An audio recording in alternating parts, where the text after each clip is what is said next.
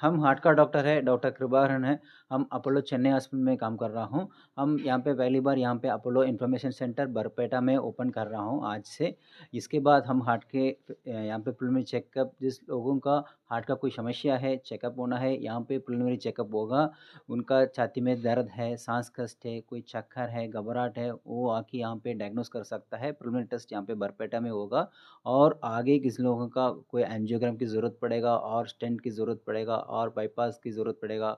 किस लोगों का वाल्व को ऑपरेशन करना है, वाल्व रिप्लेसमेंट करना है, हम एड्रेस करेंगे यहाँ पे आके। उसके बाद वो पेशेंट सीधा अपोलो चेन्नई में आके फर्दर प्रोसीडिंग्स को हम एड्रेस करेंगे और आगे कैसे करना वो भी बताएँगे। और हम हार्ट के डॉक्टर हैं और भी डॉक्टर्स आएँगे यहाँ पे, ऑर्थोपेडिशियंस है और सर्जन्स है और यूरोलॉजिस्ट है, वो भी हर 3 महीने में 1 बार आएँगे। रूटीनली हम फ़ॉलो-अप यहीं पे आके करेंगे। प्रोसीजर होने के बाद चेन्नई में होगा, हम फ़ॉलो-अप पेशेंट से यहाँ पे आके आपको मिल सकते हैं। हाँ जी। इनोवेशन क्या है आज? इनॉग्रेशन किया है अपोलो इन्फॉर्मेशन सेंटर बरपेटा आज ही इनॉग्रेशन है। सुविधा कैसा होगा बरपेटा लोग के लिए? फैसिलिटी कैसा है? फैसिलिटी यहाँ पे हम हार्ट के डॉक्टर हैं, हम क्या-क्या कर सकते हैं यहाँ पे ईसीजी होगा यहाँ पे, इकोकार्डियोग्राफी होगा, यहाँ पे हार्ट के लिए ट्रीटमेंट कर सकते हैं, आपको डायग्नोसिस कर सकते हैं, आपका हार्ट का कुछ प्रॉब्लम है क्या नहीं है, प्रॉब्लम है कि क्या प्रॉब्लम है, आगे क्या करना है। कब कब मिलेगा आपको? हम यहाँ पे अभी आज ही आए हैं, इसके बाद 2 to 3 मंथ्स में 1 बार आएँगे।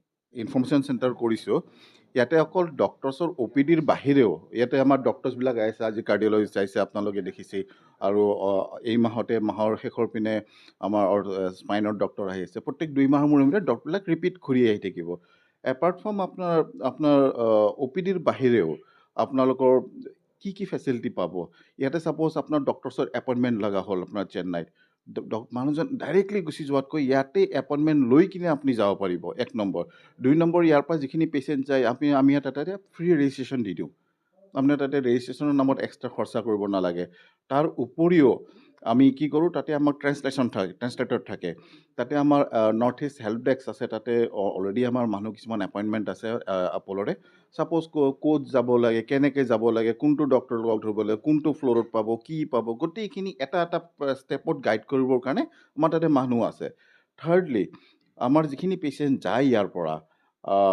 যোৱাৰ পিছত এয়াৰপৰ্টৰ পৰা আমি হস্পিটেললৈ লৈ যোৱাৰ কাৰণে আমি ফ্ৰী পিকআপো দিওঁ তাতকৈও আৰু এটা ওপৰৰ বহুত মানে ইম্পৰ্টেণ্ট কাম এটা হয় আমাৰ ইয়াৰ পৰা যিখিনি চাকৰিয়াল যায় গভৰ্ণমেণ্ট অফ আছামৰ যিখিনি চাকৰিয়াল মানুহ যায় তেওঁলোকৰ বহুত পোষ্ট ডকুমেণ্টেশ্যন থাকে তাতে ট্ৰিটমেণ্ট কৰি আহিলে ৰিইম্বাৰ্চমেণ্টৰ কাৰণে কিছুমান ডকুমেণ্ট থাকে লাগে ক'ৰবাত চাইন লাগে কিবা কৰিব লাগে এতিয়া সেইবিলাকৰ কাৰণে তেওঁলোকে আকৌ সেই পাৰ্টিকুলাৰ এটা সৰু কামৰ কাৰণে তেওঁলোকে আকৌ চেন্নাই যাব নালাগে তেওঁলোকে এইখিনি কাম আমাৰ ইয়াতে ইনফৰমেশ্যন চেণ্টাৰত আহি কিনে তাৰ পৰাই কৰি ল'ব পাৰিব আমাৰ ইয়াতে তেওঁলোকে দিব তেওঁলোকে আমাক পঠাই দিব বা তেওঁলোকে ডাইৰেক্টলি চেন্নাইত পঠাই দিব তাৰ পৰা কামটো কৰাই কিনে আকৌ পেচেণ্টৰ তাতে ডকুমেণ্টখিনি পাই যাব ছাপ'জ কিবা মেডিচিন আপোনাৰ ইয়াতে বিচাৰি পোৱা নাই মেডিচিনখিনি আনি দিয়াৰ ব্যৱস্থাও আমি কৰি দিম তাতে এই গোটেইখিনি ফেচিলিটি আপুনি ইয়াতে বহিয়ে বৰপেটাত বহিয়ে আভিক মেডিকেলত আপুনি ইয়াতে পাব